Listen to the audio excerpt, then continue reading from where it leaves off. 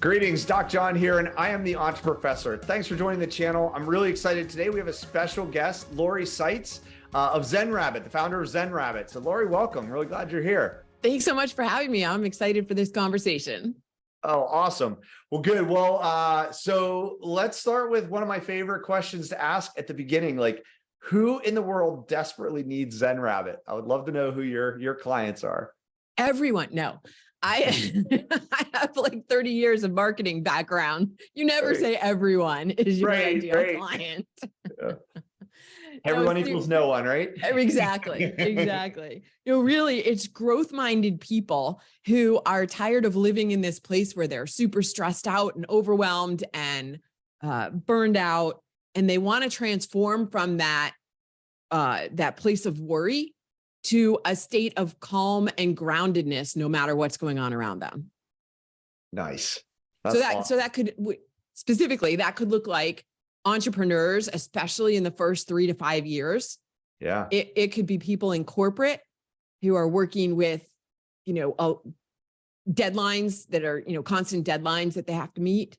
It could be parents, especially parents, people who are in that, I really dislike the term midlife, let's say in their 40s and 50s, who are dealing with still raising children or getting into having adult children, as well as having to then manage their own parents and all of their issues of, becoming elderly. And so those buckets of people. Yeah, kind of working in the balance. Like, what's the mindset? Like, what's that place where somebody's like, I need something, and and they hear about what you do. It's like, oh yeah, that's it. What's that? What's the frame of mind they're in at that moment? I talk about it as living life as if it's a dumpster fire. Like, there's always a dumpster fire going on. But they're like, no, everything is fine. I mean, this is why my podcast is called Fine is a 4-letter word, because people walk around saying everything's fine and it is not fine at all. Yeah. And so that's the mindset of like, I think I've got it all under control, but they know they really don't, and they can't sleep at night. And, they're biting their nails in worry, like just not even consciously doing things. And their health is suffering, their, physical health, their mental health, everything's just under the surface working, but about to not be working. Right. It's almost like they're living on the edge. They're right at the edge of a break. Yeah. It's like holding a beach ball underwater. Like, you can only hold it under for so long before it pops up and hits you in the face. Right. It's like that. So what happens if somebody like has that moment and they find ZenRabbit? What changes? Like, what's the transformation? What happens? So I work with clients to help them. So in my actual, I'm not a big fan of the word coach, but in my program, because I'm more like a mentor or maybe like a Sherpa, a guide. I like that word better. Yeah. I take them through. So the program itself is called Being Fine. And in that program, there's a framework called the Trilogy for Success. The trilogy is gratitude. So we start talking about gratitude. We start with values. What are your values? What are you living your values? Do you even know what they are? Yeah. And then go into gratitude, because gratitude is like the basis of everything. It's one of the highest energetic vibrations you can reach, with love and joy. And so when you're living from a place of gratitude, your life, just what you see as life, gets better. Wayne Dyer said, when you change what you look at, the things you look at change. And so that's what gratitude can do. So that's the first. The second is connection. What are your connections to your friends, your family, your community, your colleagues? Most importantly, to yourself. Are you making time? Do you even know how to get in touch with your inner voice?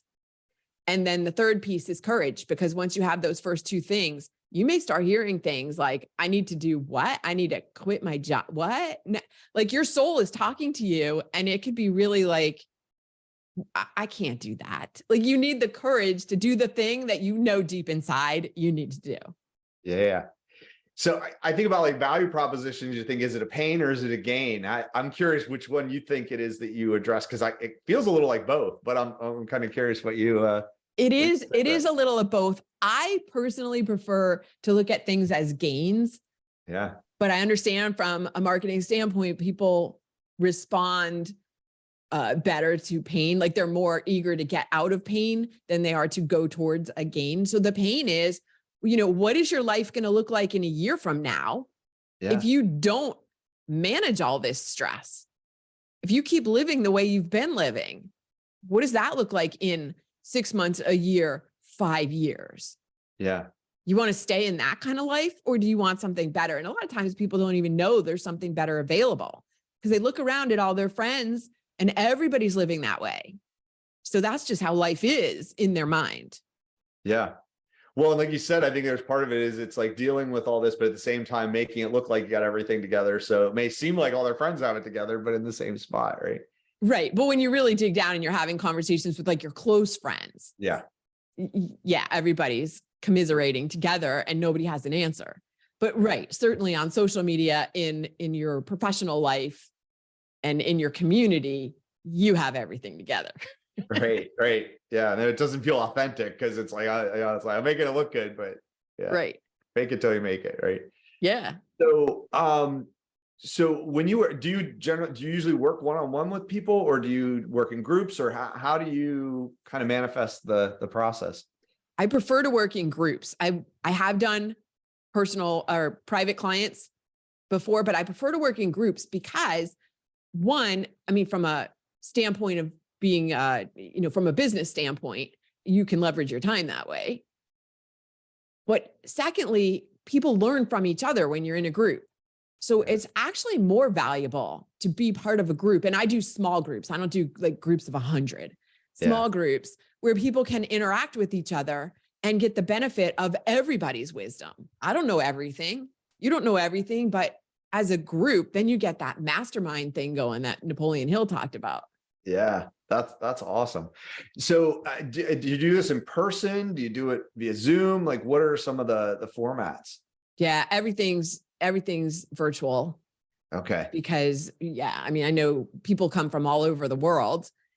And so, I would love to do, and I haven't started doing yet, but it's in the plans perhaps for 2024, is to start doing some in-person retreats, because really nothing beats in-person conversation and interaction. Those conversations that you have around the fire pit in the evening, with the beverage and just laughing, and that doesn't happen virtually.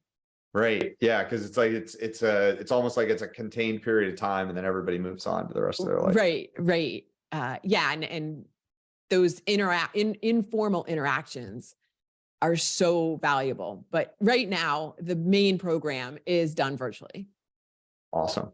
Well, good. Well, so with Entrepreneur Professor, it's always launch, grow, thrive. And so let's talk about your launch. Like, when was the moment, like that 5-second moment when you're like, I have to do this with ZenRabbit? Like, tell us that story. Well, so ZenRabbit actually goes back to 2003. And ZenRabbit was initially launched as ZenRabbit Baking Company. I was making and marketing a product called the Gratitude Cookie that I positioned as a way for business people to say thank you to their clients and package that way. So so that moment was kind of, I actually had I'll call her an accountability partner, who had said to me, all right, you need to either launch a company or get a job in the next 90 days. Go. Like, okay. And I had been looking for a job and I wasn't finding anything. So I was like, all right, I got to make this work. So that's how the baking company got started. Ran that for 11 years. Couldn't quite scale it the way I would have liked to. Shut it down. Went back to some consulting. But the ZenRabbit as it exists now was launched during pandemic, because immediately before, I was teaching networking strategies. How do you walk into a room full of people and start a conversation when you don't know anybody and you feel really intimidated? Because that was me when I started the baking company. Yeah. And so that was just getting some traction, and then pandemic and everybody's locked down and he's going anywhere. So now it's like, okay, now what? Right. No more networking events, right? No more networking events, right? And started doing some, somebody asked me to come back and start talking about gratitude again, because I'd been talking about that with the gratitude cookies. So that sparked the idea. And then it kind of snowballed from there. Right. Nice. So what were some of the steps you took once you started to get a vision for this? What are some of the things you did to get it off the ground and to get it rolling? Yeah, because everybody was in lockdown. And at the time I launched this, it was around June of 2020. So a lot of people were really into doing challenges. I don't know if you remember this, but like everybody was doing a 5-day or a 30-day challenge. And I thought, everybody's pretty challenged right now. I don't think we need more challenges. Right. I know. I remember dumping a bucket of ice water over here. Yes, that was one of the things. Like, we don't need to torture ourselves anymore with more challenges. Right. Just living day to day was a challenge. So I created a gratitude experience. It was a 5-day gratitude experience where I gave people information about how gratitude affects the brain and how to use it, and exercises every day to come back and report back into the group of, how this went. And that worked out really well. I got great feedback from participants from that. And so then that I started turning into a course. Actually, I started turning it more into the private client part in the very beginning. Like, okay, how do I work with people to help them move from this place where they're saying everything's fine and it's not, into something that is more inspiring, more fantastic, if you want to stay with the F words. But and then that developed into or evolved into the small group program. Nice. So what was the hardest part in that part of the process? Like as you were launching, what was one of the hardest things? One of the hardest things for me for the baking company and all of the companies are all the iterations of ZenRabbit.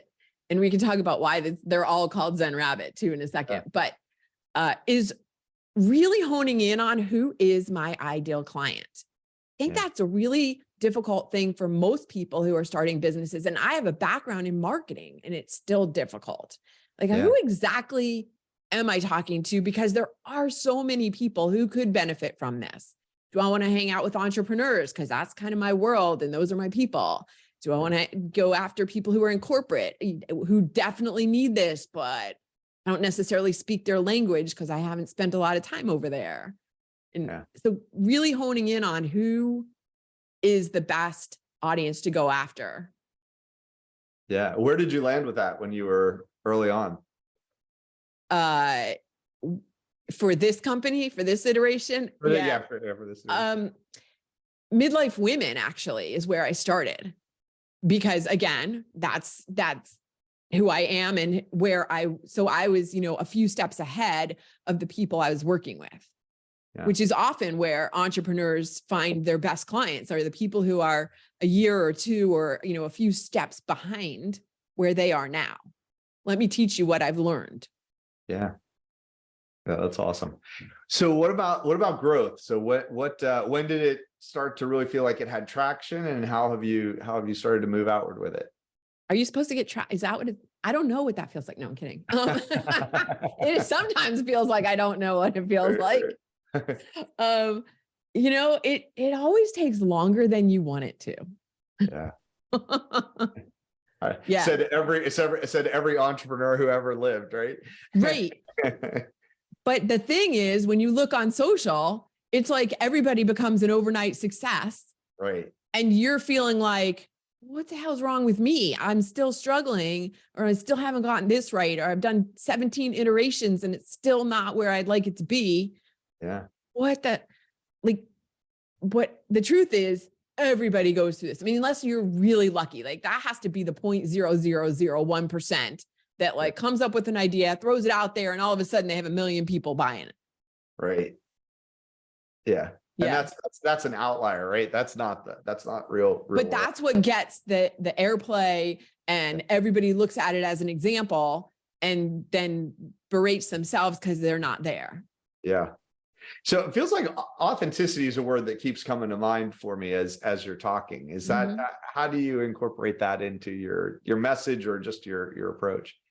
Yeah. I mean, I'm straight up honest with everybody. I'll tell you what worked, what didn't work in my life, in my business.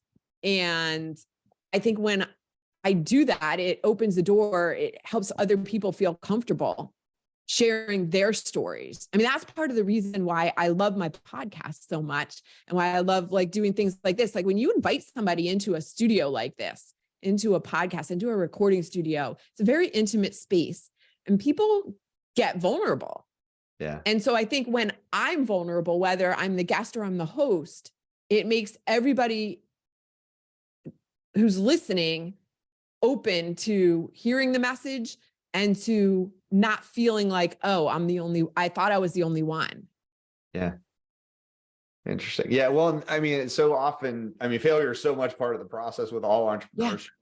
And I do feel like, I think the world's a little bit different in their view of that. Even the last couple of years, there was a time where you just never want to admit a failure, like you might never get a bank loan again, or, like, anything like that. And, whereas now I think people are ready for that. And in some ways that actually, gives that credibility to, what you're trying to do, is that it didn't all just work. It didn't come easy. It's this iterative, ongoing process of, building on things that are working, moving away from things that aren't, pivoting when needed. Those kinds of things. So where are maybe some of those places along the way, like things that maybe didn't go the way you expected? And then how did you, be interested in just the thoughts around like resilience and kind of shifting direction in times like those? Yeah. Well, I would invite people who are listening or watching this to redefine their definition of failure. Yeah. Because we think of failure as you suck and you're an idiot, or like whatever you want to put on that word. Yeah. And that it's a really, really terrible thing. And I did that for a very long time. Like, I can't fail. What does that even mean? It means something didn't turn out the way you thought it was going to, perhaps. Right. And what is the definition of an experiment? It's trying something, it's exploring, it's maybe you have a theory of how you expect it to turn out and you want to see if it's going to actually turn out that way. I look at life as an experiment, but this is fairly recent, I will admit, because 5 or 10 years ago, that's not how I would think. I think everything has to be perfect because I can't fail. I have to accomplish, I have to do this thing like for my survival. And that's not true. So if you look at failure as you didn't achieve the outcome you thought you were going to get, and what's the lesson I can learn from this? It takes away some of the stigma of it, I guess. Yeah. And you're just playing around. Let me see if this works. If it doesn't work, what do I need to do now? And so that's something that I talk about in my programs too, is that acceptance. Like, okay, this is where I am now. What do I do how do I move forward? Like, you can't keep beating yourself up for what you did or didn't do, or what decisions you made in the past. Like, that's in the past. You cannot change it. As much as I'd like to go back and change some things, you can't. So now here I am right in this moment. Now, what do I do to move forward from here? And so again, that comes into, it didn't work out. What lesson did I learn? What can I use now going forward to make different choices? Yeah. And to kind of build on that learning, right? It's a part of that testing and learning and looking at the results and how did they align with your expectations, or did you discover something new? Yeah. Right. Love that. Yeah. I think it's really about looking at things with a much more open mind. And again, the growth mindset. Yeah. I love that. So what about thrive? What's thriving look like to you? Thriving looks like, all right, first, I want to say that to me, I don't believe in work-life balance. I believe is there even such a thing? Right, exactly. I believe much more, it's all an integration. Like, you have one life in this body, if you believe in reincarnation, whatever, but you've got one life right now. And how do you fit all of the pieces into it in a way that feels good to you. There's a key piece that feels good to you, not what everybody else is telling you to do. How does it work for you? So that said, my work-life integration is I get to speak on stages. I get to guide small groups. I get to work on content, whatever it is. I do that I don't even want to put a number of hours on it, because it's just kind of like, oh, you know what? Maybe I'll do today 5 hours and tomorrow it'll be 10. But it's all woven together with also living what I call a sabbatical life. So you feel like you're on sabbatical all the time, even though you're not necessarily taking off a year to backpack across Europe. Yeah. But it's feeding your soul in all of the aspects every day. It's not like, oh, Monday through Friday, I got to work 12 hours a day. And then I have Saturday and Sunday to sleep or, reset. Yeah. It's bringing in time every single day to recharge your batteries. Yeah. So thriving to me is living that kind of life. Every day. Every day that you're charged up and energized around everything you're doing. Nice. Yeah. And I sense, this is in line with a lot of what you're coaching your clients in this direction. Like, what are some techniques or some examples you give as this idea of the sabbatical life and kind of those daily components of it? Yeah. Well, it has to do with allowing yourself time to recharge, because so many people that I've worked with, and I've done it myself, and I still have to be very conscious of not falling into this trap of hustle, hustle, hustle. Oh, it's 10:30 at night. Maybe I should turn my computer off and, do some laundry or whatever it is, like stopping before you're completely at 15% battery, and then going to do something that recharges you. And recharge does not mean sitting in front of the TV, totally zoned out. That's a form of rest, but it's not necessarily recharging. You don't get up from that and feel a burst of energy. Does that make sense? There are two different things. Yeah. Because so often, when you are, your phone gets down to low battery mode, right? You don't throw it in the corner and expect to pick it up tomorrow and have it be charged at 100% if you didn't plug it in. Right. But we do the same thing with ourselves all the time. Yeah. Yeah. That's really interesting. So, with that recharging, maybe what are some things that you suggest of, like, how do you bring energy, or what are some of those things that feed energy? So let me ask you, John, what do you do for fun? I like to, go sit in the sun and hop in the pool and go for a walk and, play a board game with my kids. Yeah. This is a really difficult question to ask. And it's part of what I ask my clients. Yeah. Is what is fun for you? And I've had so many conversations with friends where we're like, I don't even know what's fun anymore. We've been living, 20 or 30 years where we haven't really allowed ourselves to have all that much fun because we're just all in on working. Yeah. Or raising a family. I didn't have kids, but a lot of my friends have, and like doing all the things. So it's a matter of, okay, what are some things you can, like, sitting down and allowing yourself a little bit of time to think, what is fun? Like, what was fun when I was a kid? I really liked coloring. So now I'll take out a coloring book and some colored pencils and spend a few hours just coloring, because thoughts just go through your head. Like it relieves stress. It sounds crazy, but there's some really cool coloring pages and coloring books that you can get into. And what else can you say yes to? So for example, I met somebody, it's a long story, but I met somebody who introduced me to somebody else who said, hey, I have this group and we go indoor rock climbing once a month. You want to come with us? And I was like, yes, but I've never done it before. Yeah. But I said yes. So the point is, what else can you say yes to? Not to crowd your schedule, because this is the thing. Like a lot of people say yes to way too many things, and that leads to the more stress and chaos and burnout. But saying yes to things to explore that could be fun and recharging. Yeah. Yeah. That's great. Yes. Well, yeah, I think about one of the challenges I think entrepreneurs have is there's just, it can be, the process of trying to get a business off the ground, up and running, to grow it can be all consuming. And this idea of self-care as an entrepreneur almost sounds a little bit like far-fetched, right? And right.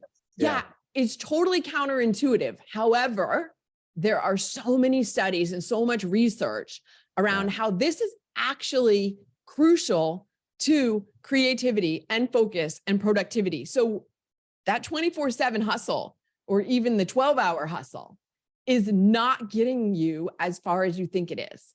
Yeah. You're doing it because you've been societally conditioned to believe that's how you get to success. Hard work equals success. And I am here to tell you, as an example, and as somebody who has studied this, that's not true. It is not true. When you take time to recharge your batteries, that's when things actually start happening. You're inviting more synchronicity and more coincidences to come in so that you don't have to work so hard. I know that sounds crazy. And like I said, even I still struggle with it sometimes, to let myself get up and go for a walk or go have fun. And yet every single time I've done it and I've gotten up from like a project that I feel like, oh my God, but I got to get this done. I got to get this. No, I'm going to step away for an hour. Every single time something has happened that has moved that project forward that would not have happened if I hadn't gotten up. Yeah. That's interesting. Yeah. So, it just happened this week. Like, it's just it's crazy. But if you can force yourself to step away, you will be amazed at what happens synchronistically. Yeah. Interesting. So let me circle back to something you said before. You said there's a reason why every iteration of ZenRabbit has had the same name, and you're like, oh, I got to tell you the reason. I'm curious now. I'm like waiting to hear that part of the story. Okay. Yeah. I'm glad you brought it back up, because I forgot. So the name ZenRabbit, I mentioned, I've been in marketing forever. The name ZenRabbit is very memorable. Like, anybody who's listening to this is never going to forget the name ZenRabbit. So I had ZenRabbit Baking Company for 11 years. And then when I started teaching the networking strategies, I tried to name the company. I created a new company name, and it wasn't as sticky and memorable as ZenRabbit. Everybody still remembered me and associated me with ZenRabbit. Right. And so, so I had to come back to the name ZenRabbit, because a lot of people didn't even remember my name. They remembered ZenRabbit. Right. So I was like, all right, fine. I'll come back to, it'll be ZenRabbit 2.0. And now we're on like ZenRabbit 3.0. Nice. And and if anybody ever sees me driving around, it's my license plate. Sure, that would have been easy enough to go to DMV and change, but That's awesome. Who wants to spend more time at the DMV if you don't have to? Yeah. Well, it's like you said, it's a sticky personal brand that then, can reflect each of the things you're working on. Exactly. Yeah. Yeah. Well, it seems to fit thematically so well. Actually, I have to tell you, it's even more now. More than cookies. Yeah. So the gratitude thing, I think, connects the dots, but it's interesting. Yeah. It is crazy how, again, like, that's a synchronistic, coincidental thing that happened. Yeah. So what's your grand vision for the future? Like, what we look ahead, like what do you have in your mind of what you would like to see this all become? I don't know. That's the question. People ask that question all the time of themselves and of everyone else. And I think it's really difficult to answer, because you need to know where you're going. Because if, you need a GPS to set. Yeah. Otherwise you're not going to end up anywhere. Yeah. And at the same time, how do you know what is going to pique your interest in 3 to 5 years? Yeah. So where I believe this will be, I mean, what I see is more stages, I love speaking on stages and sharing this information and getting the energy and engaging an audience. So I love that, having, give me a microphone, podcast, stage, whatever. But really spreading this message and this mission that I'm on, the personal mission to teach the world to be calm and grounded no matter what's going on around them. Because imagine what our world could look like if everyone knew how to do that and could respond to situations instead of reacting from the reptilian brain. Like, what would the world look like if we could do that? Oh my gosh. So that gets me I'm really excited for that. The other part of it is I've been involved in this business roll-up. And so it's exposing me to some pieces of mergers and acquisitions, which is fascinating. Yeah. So I may go in that direction as well.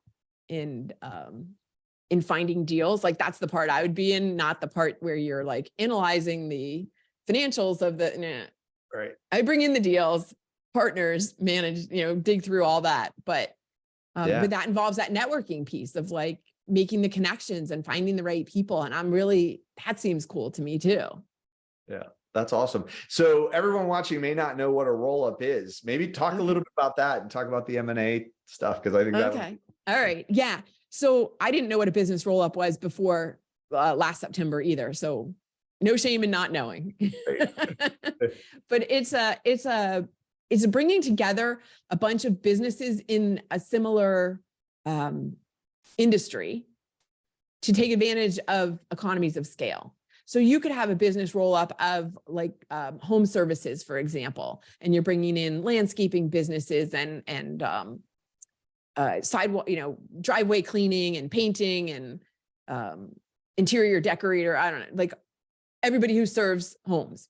Yeah. The one I'm involved in is a personal development roll-up. So a lot of people who have personal development offers that can help people improve their lives. Those people who are in the growth mindset and want to personal development, business development, to me, like as an entrepreneur, anybody who's an entrepreneur, this is the greatest personal development journey you will ever be on. So it's very related to entrepreneurship. Yeah.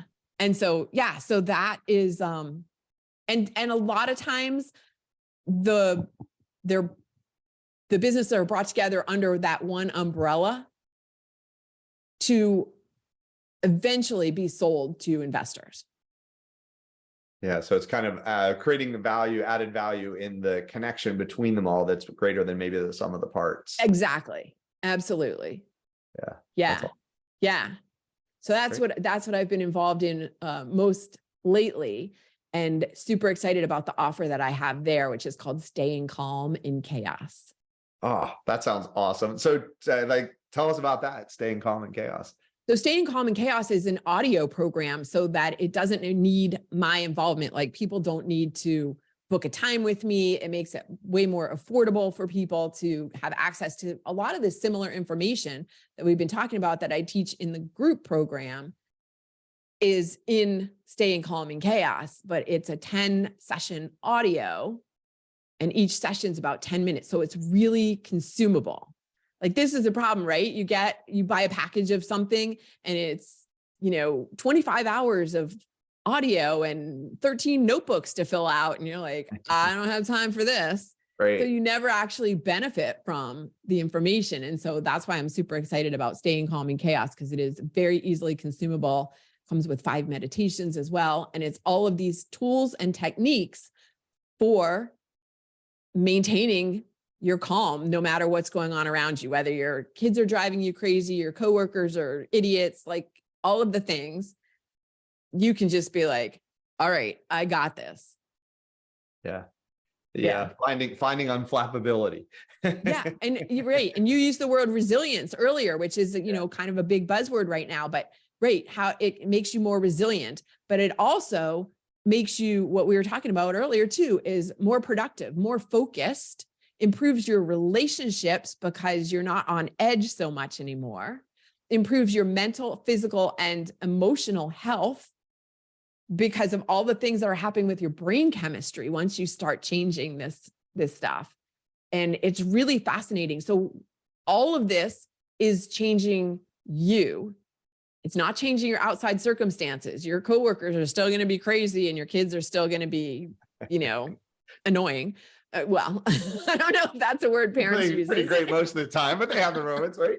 All right. Those things are not going to change, but you are going to change, and your response to them is going to change.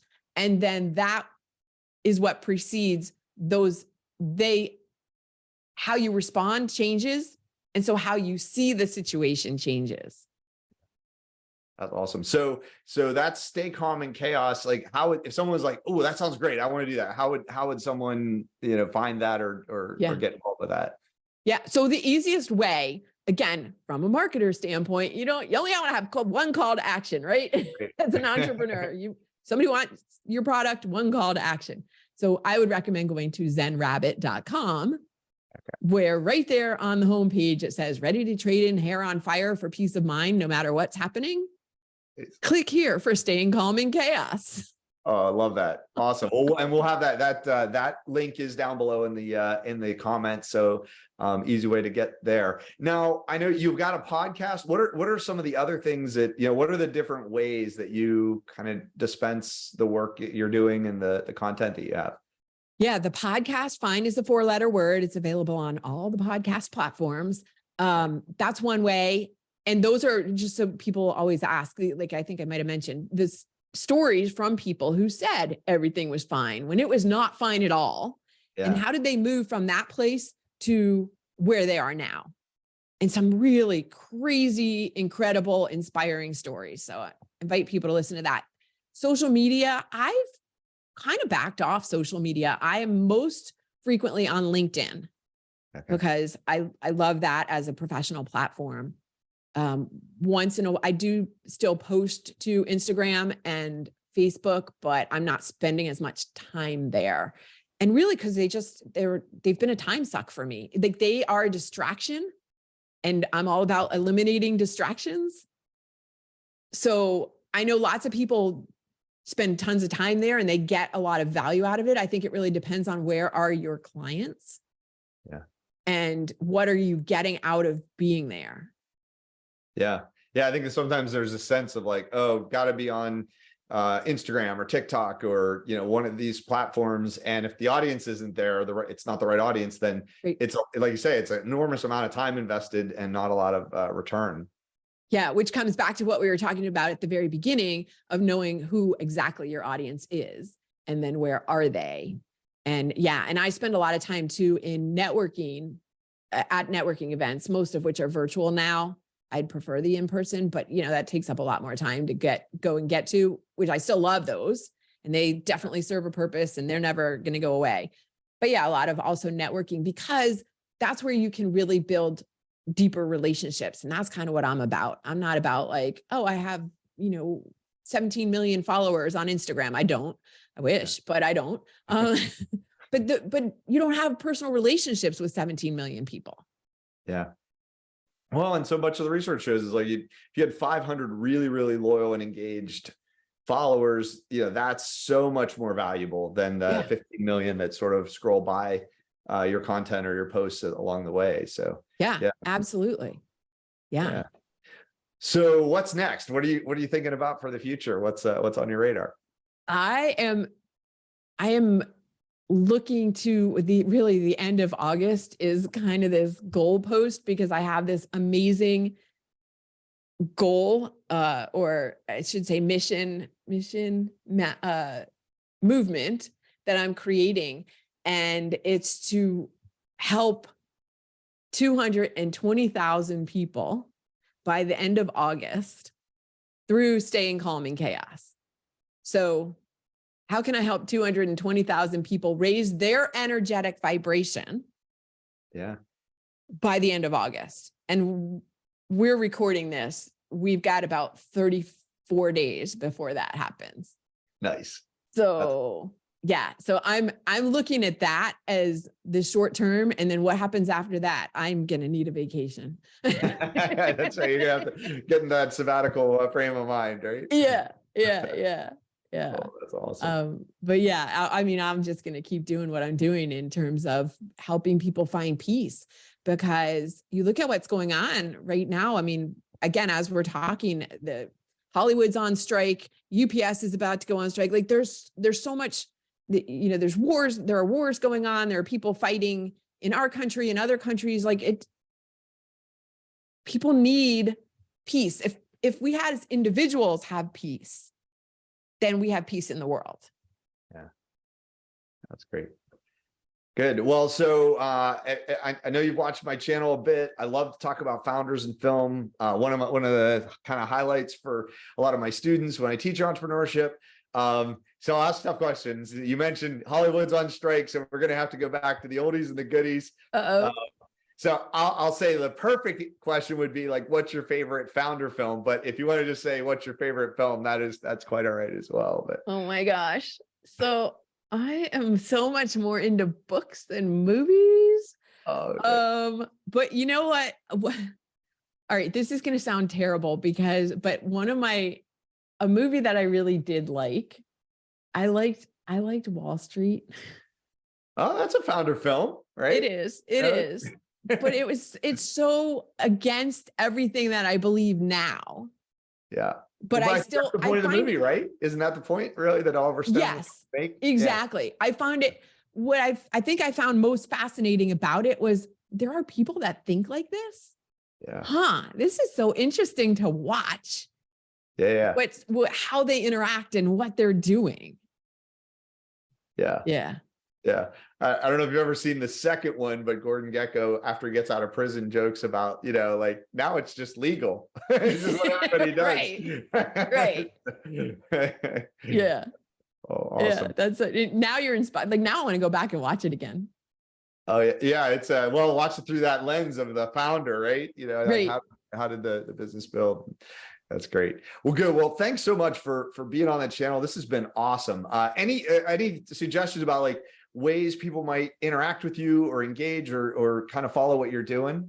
Yeah. Well, again, ZenRabbit.com. You can reach me there. You can message me through the website, or you can connect with me. Again, like all of my social links are on there. So come connect with me on LinkedIn for sure.